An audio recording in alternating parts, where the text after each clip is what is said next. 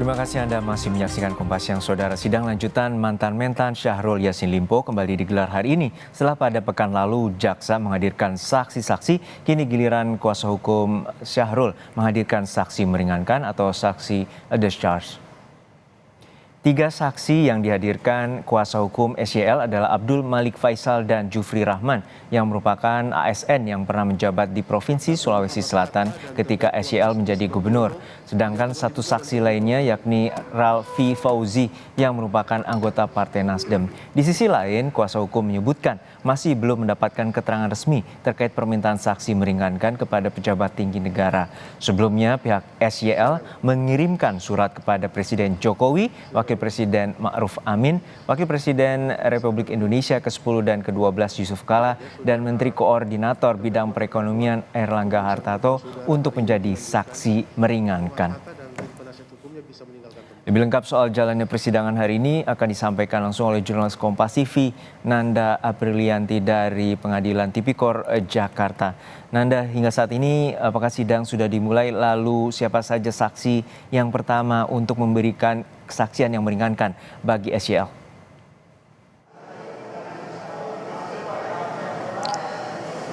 Untuk saat ini sidang sudah dimulai, Juno, tadi sekitar pukul 10.15 waktu Indonesia Barat, yang dimana sebenarnya proyeksi hari ini adalah menghadirkan 3 saksi meringankan dari pihak Syahrul Yassin Limpo.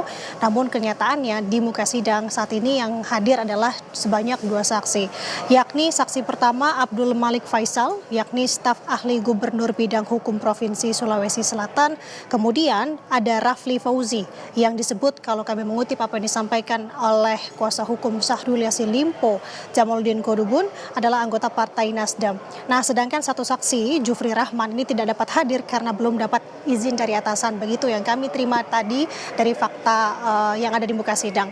Sedangkan tadi pertanyaannya apa yang akan digali hari ini, sebelum saya menjelaskan terkait hal tersebut, Juno, yang menjadi sorotan dari belakang hari ini adalah terkait dengan surat yang diajukan oleh pihak Syahrul Yassin Limpo kepada para pejabat tinggi negara, yakni tadi ada Presiden Joko Widodo, kemudian ada Wakil Presiden Ma'ruf Amin, dan juga ada 2 pejabat tinggi lainnya.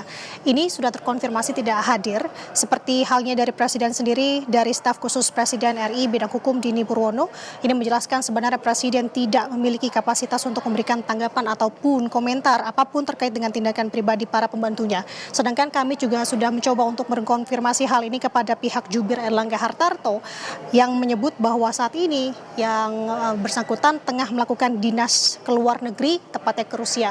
Ini yang bisa dipastikan bahwa keempat pejabat negara ini tidak dapat hadir hari ini. Nah, kembali terkait tadi apa yang akan digali. Sebenarnya kalau kita melihat hari ini porsi-porsi atau kapasitas dari saksi seperti tadi, ada dari aparatur sipil negara, yakni Abdul Malik Faisal yang merupakan pejabat di Pemkot Sulawesi Selatan. Ini adalah tentu untuk menggali sebenarnya bagaimana sosok dari Syahrul Yassin Limpo ketika menjabat sebagai Gubernur Sulawesi Selatan. Kita tahu, Juno, sebagai informasi di sini, bahwa Syahrul Yassin Limpo menjabat sebagai kepala daerah di sana cukup lama, 25 tahun. 10 tahun diantaranya adalah ia menjabat sebagai Gubernur di Sulawesi Selatan.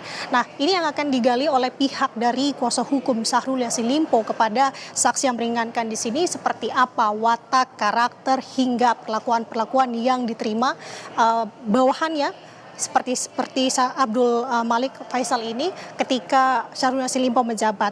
Sedangkan sampai dengan saat ini masih satu saksi, yakni tadi Abdul Malik, yang terus digali pertanyaan dan juga digali keterangan baru dari sisi kuasa hukum Syahrul Yassin Limpo. Kita akan nantikan bagaimana tentu yang akan didalami lagi untuk saksi lainnya, yakni Rafli Fauzi.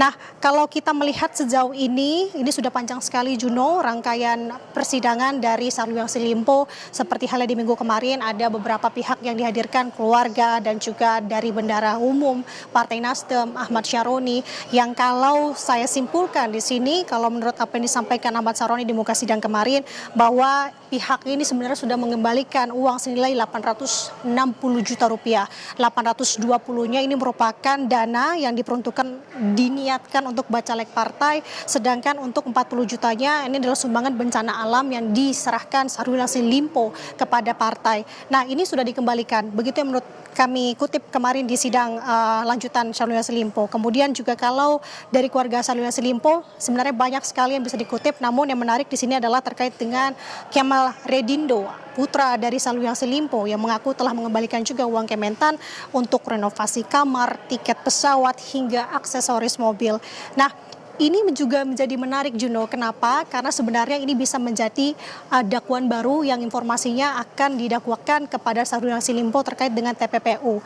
Karena sejauh ini di sepanjang persidangan ada kemungkinan dakwaan baru yang merujuk ke TPPU karena ada beberapa aset dari Syahrul Yassin Limpo yang memakai nama orang lain seperti mobil dan juga rumah. Seperti contoh, untuk mobil di sini, mobil Innova SYL yang dibelikan untuk putrinya dengan kucuran dana dari Kementerian Pertanian, yakni Indira Cundatita. Kemudian untuk rumah sendiri, kita tahu di persidangan kemarin disampaikan oleh istri SYL bahwa rumah aset SYL lainnya yang menggunakan nama orang lain berupa rumah di Jalan Limo nomor 42C, Kebayoran Lama, Jakarta Selatan. Rumah seharga 1,11 miliar ini dibeli istri SYL melalui overkredit dengan menggunakan nama General Manager Media Radio Prambors Dirgaraya Santo. Nah, ini menarik karena banyak fakta-fakta baru yang terkuak sebenarnya. Kita akan lihat apa yang akan disampaikan oleh saksi meringankan hari ini. Tentu kalau ini dari sisi meringankan adalah hal-hal yang tentu meringankan dari terdakwa.